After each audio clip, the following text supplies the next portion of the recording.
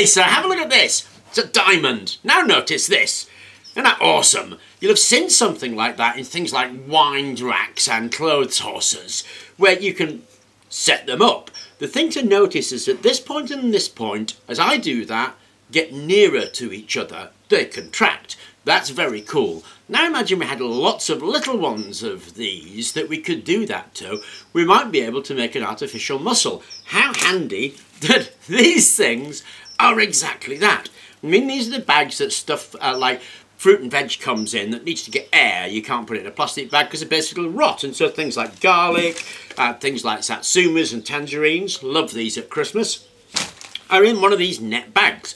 And if you look closely at that net bag, you'll see it's basically a whole load of these. So if we can stick something in there to pull those apart, what should happen is those 2 points should close up and we should get an artificial muscle.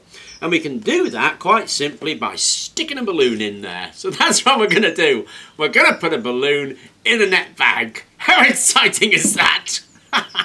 So here's my balloon. This is a straight through hose connector. Stick the hose connector in the balloon and bung some of this tape around it. When you've done that, grab your Satsuma bag and notice the pretty little diamond patterns, and then stuff the balloon in the Satsuma bag and again tape around it. There you go. What you end up with is a balloon taped inside a Satsuma bag, which I'm quite willing to admit may not appear to most people as cool as I think it is. But the last thing to do is take a couple of cable ties and zip around there with them.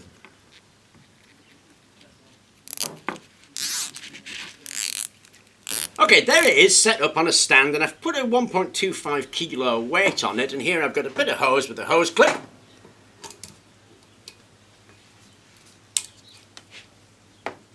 Watch what happens to that weight.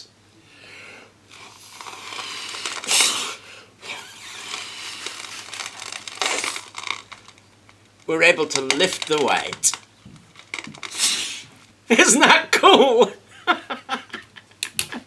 Now this is called a McKibben type pneumatic muscle. Normally when you see them they use this stuff, which is cable braid, and stick a bit of silicone pipe in there, and it takes quite a lot of pressure to actually get that to move. But obviously the balloon in a Satsuma bag, you can do it with your lungs. And I'm lifting this 1.25 kilo weight just with my breath. Now the way it works is just like this.